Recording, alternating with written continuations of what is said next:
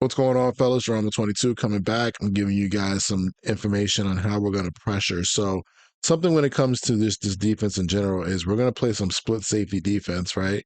And at times we're going to send the three rec player. That's one of the main things. So this is four palms against 2x2, which is one of my recommended coverages you should call. We'll talk more about the advanced coverages and things like that we can call. But for right now, this is what we look at.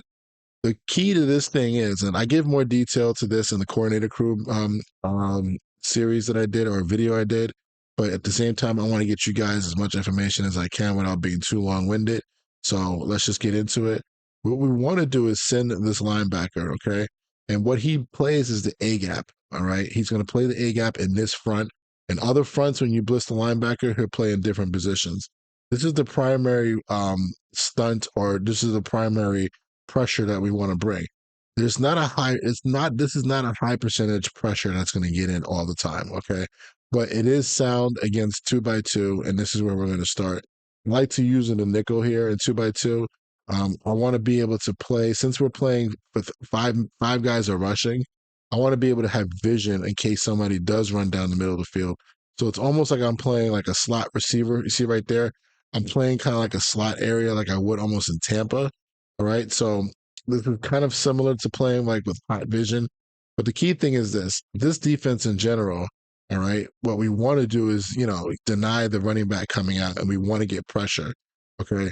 Maybe this coverage may not fit exactly this against this type of play, but we want to try to get pressure on the quarterback. We want him to feel the pressure and we want to sometimes get a guy coming in clean. Okay. One little tip that I'm going to go over, I won't go over all the detail of why it works here, but I will do it more later, is to shift the line, like I talked about before, to the tight end in this situation. You see how this line here for this defensive tackle all of a sudden goes a lot further?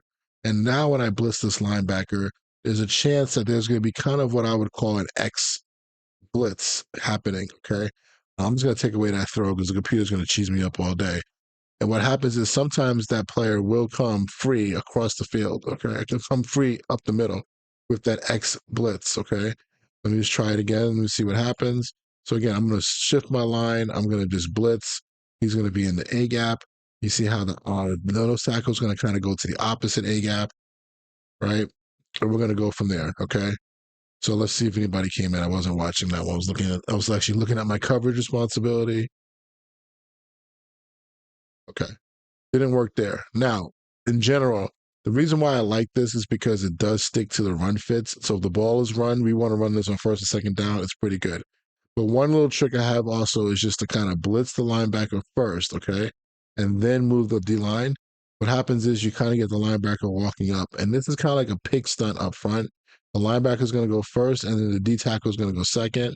And what happens is a lot of times the D tackle is going to come in on this play and it's not 100%, but he will sometimes come through the opposite A gap. But this is the beginning of just being able to send pressure, but having to be sound. Another way of getting pressure in this situation is to take this linebacker and to move him over to the right. Okay, and what happens is his blitz goes to the outside. He becomes a C gap blitzer.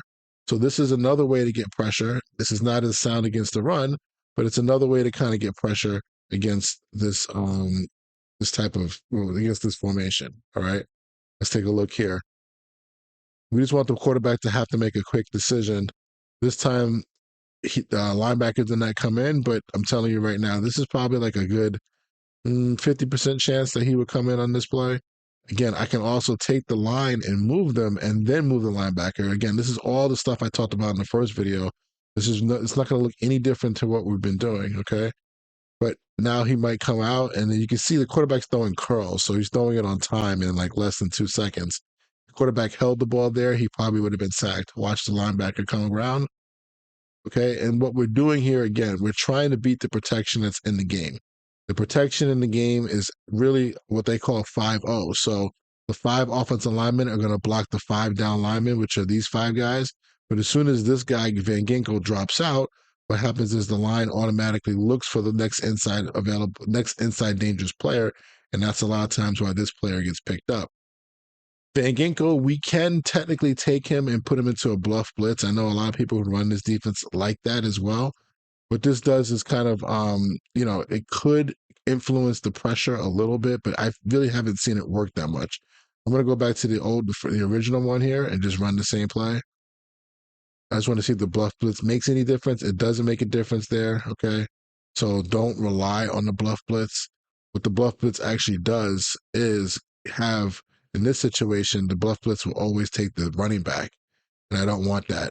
I don't like how he does that. I'd rather him just play his normal drop rules. Another thing too is to take this player here and also just consider not always just having him be a seam flat player. Okay, and we're going to talk about that later. I'll save that for the coverage part. Let me come back to that because I do want to change that up a little bit. But we want to change it up from him playing that type of coverage to possibly just going straight back or playing inside. We'll talk about that later. Okay, so me saying all of this front is not the best front to get a 5-man pressure with. Okay, this front, in my opinion, is better to get actually a 6-man pressure. Okay, let me just change up the coverage and just run the same thing. I didn't talk about this, but if I did get a compression to the right hand side, I would rather play cover 2 and do the same thing. It's going to make it a little bit tougher for the quarterback to make the same throw that he was just making, right? So now we're doing everything the same on the left side, but now we have this hook dropper on the right. And this throw is not going to be as easy. Okay. I keep giving the quarterback an easy window, but we can also press. This is another thing, too, that you see on film that I haven't talked about. These guys will play press coverage. So they'll play press quarters so that these little comebacks aren't that easy. Let me just try this again. I'm going to move the linebacker over this time. Okay. And the D line. I want to get to the under front. All right. This is 2 adjustments, very easy, simple. We can take the outside linebacker and potentially use our bluff blitz if we want. He's still going to be in the same assignment, but we can work all that right there. But that is a big part of what we're trying to get done in this offense, okay? All right, I picked a horrible play to show you guys on offense. They have they're just running curls and quick game stuff against this, which again, that's okay. If a team wants to run curls and quick game and just do that against you, that's the weakness of the defense in general. But we can always counter that by actually dropping 8 in coverage every now and then and making them think twice, okay? That's pretty much the power of the defense because we're either going to be aggressive or we're going to be super aggressive or we're going to be really, really passive. Those are the 3 levels. This is just aggressive. This isn't overly aggressive. All right. So if I go back to just calling the same play, all right, I'm going to call a different play just for fun here. I'm going to call a tight end wheel. So we have this play, and people will say, "Oh, we can just actually just run this straight up. We don't have to make any moves. We can keep it going." Okay.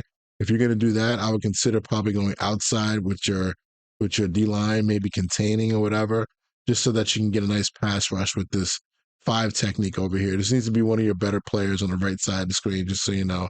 He needs to be able to be an edge player who can rush off the edge, but also be a big body guy that can play inside leverage of a tackle. So make sure that's your best player. All right, put him there.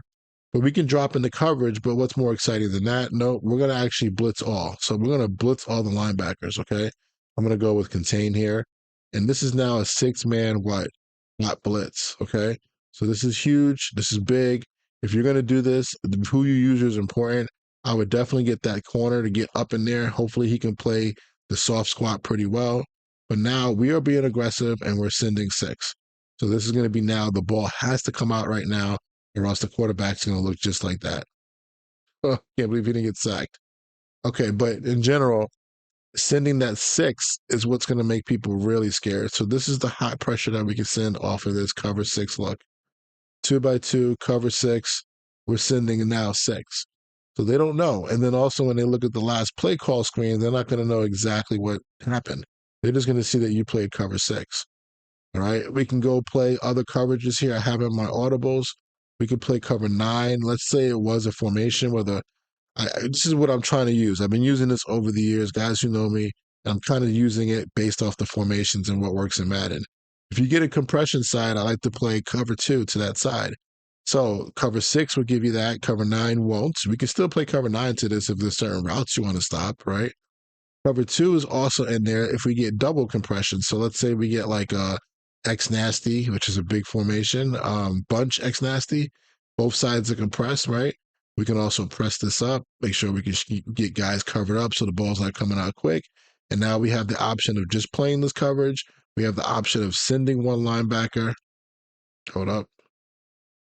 He should be going in the other gap. Hold on one second. Okay, you have to check. We got to check that out because when it comes to cover two does give you some different run fits there. So if he's going to be doing that, I'd rather just shift him outside, make him a C gap. Oh, he's going through B gap. So, okay, I'm still kind of new at some of the stuff I see, but that's all right. We have guys going to gaps and rushing. We can go 5, we can go 6. I'm going to learn some stuff and get back to you guys about this for sure. But we want to make sure we're hot. I know I'm playing routes right now. It's hard to read the quarterback's eyes, unfortunately. So we got to play routes a little bit. Okay. All right. So I wanted to give you this very long intro of 10 minutes just to show you like this is the beginning of the genesis of the defense, the power of it. So when I have my play calls here, don't worry about these ones here. These are all like some situational stuff I have up top. But I'll give you the play call sheet. Starts here with Palm. So Palm, 6, and 6 Willie. These all have a purpose, but I like them mostly versus 2x2. Then I have quarters, 9, and I have cover 1 in there. I like this versus 3x1. Okay. And then I have Tampa. I want to call cover 3 sky, but we're going to turn that into a non-traditional cover 2 sometimes by putting the corners into deep halves and playing like a robber safety or like a deep hole safety with the free safety. And then we have the generic cover 0. These 9 calls represent really the of B flow.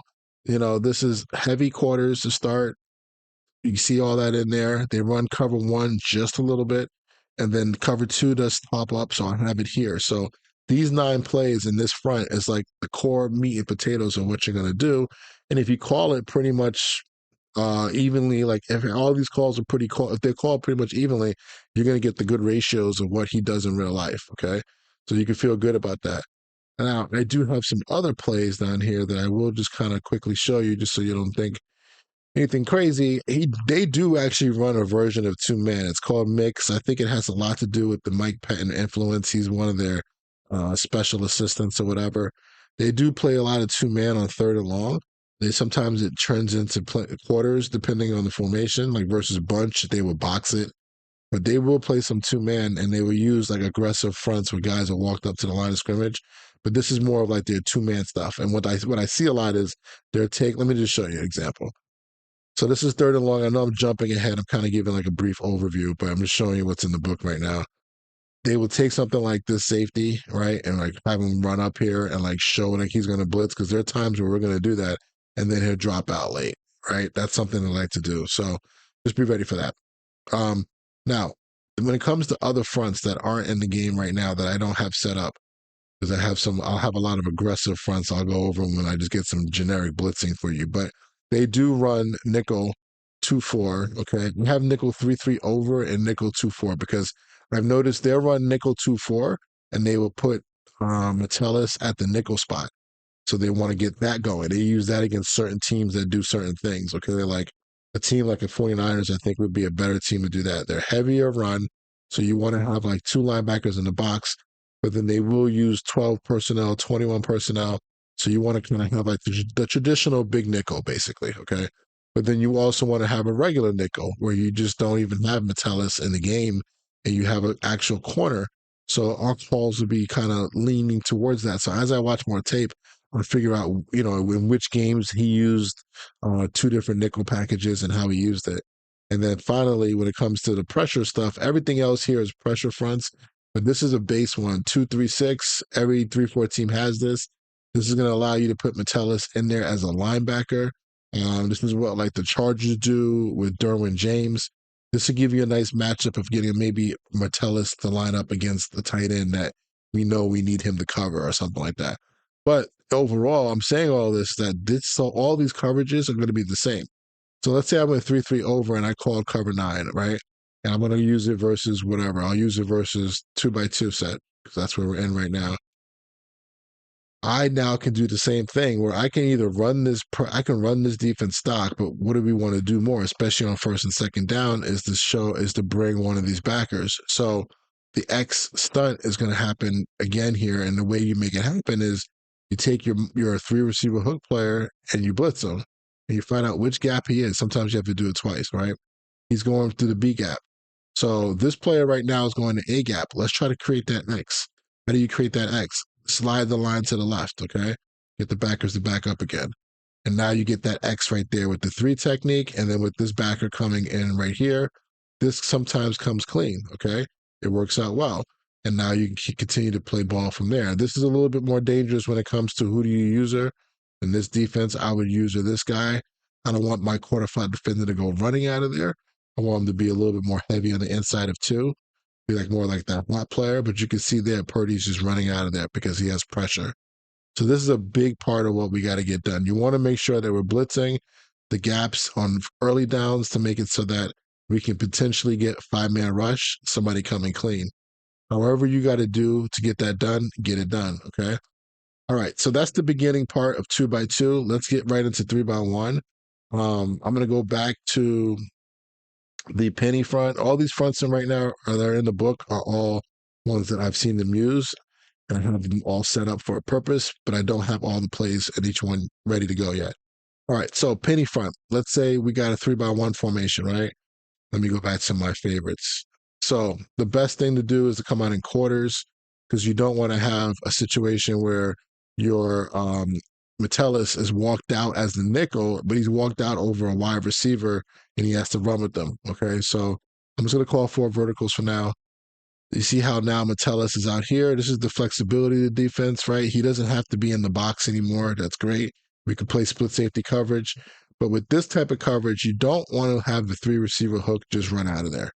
Okay, because it's impossible for the way we, with this formation, it's almost impossible to have this quarter flat defender kind of like play the new 3 receiver hook, which you can try your best, but he's coming from so far. It's an easy pass. So in this case, we're going to now send 5-man pressure, and we're going to send the quarter flat defender, okay, aligned to the running back side as the guy who's going to be blitzing. So now we have generic 5-man pass rush with straight lines. How do we play around with this? Oh, you guys know you can also take your D line and like slant them to the outside, and you get some natural kind of picks if you can kind of work that out. If you slide your line either way, you see an X right there with the backside tackle and edge player. Okay, so you're trying to create these X's, whatever you got to do. Now, I wouldn't really kind of play around with this too much when it comes to the run game. I would just be careful of making sure that the run fits are sound. Okay, but there's a little secret. I'll come back later on and talk about the run fits. This defense is really good against the run, and I'll explain how it's different than any other defense.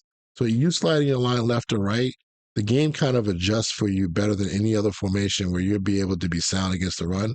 But this is it. Now, the answer is what? The offense. Well, I'm going to send the back out and there's nobody on them, right? So the back basically in cover 4 is covered by the weak side quarter flat defender, pretty much man to man when he goes out. So now we're sending pressure, hoping that we can get this in. And then what we want them to do, I didn't say this in the beginning, eventually we want teams to keep the back end. We want teams to be able to have to keep 6 in the block against our 5. That'd be great. Then we can start sending more guys. We can start playing more coverage. We can always be at an advantage. But let me just show you this here. The running back's going to go out he may stay in actually. In this case now, you're playing quarters. You could just let this thing rock. I know the quarters defender is not great this year. It's not great. So I'm going to continue. I'm going to think about not putting this guy in true quarters and letting him play just the spot drop zone. But I'll come back to that later. But this is right now just regular quarters, right? So the running back obviously got out with no pressure. I don't expect that to happen most of the time. Most people are going to keep their back in the block unless they know that you can send pressure, right?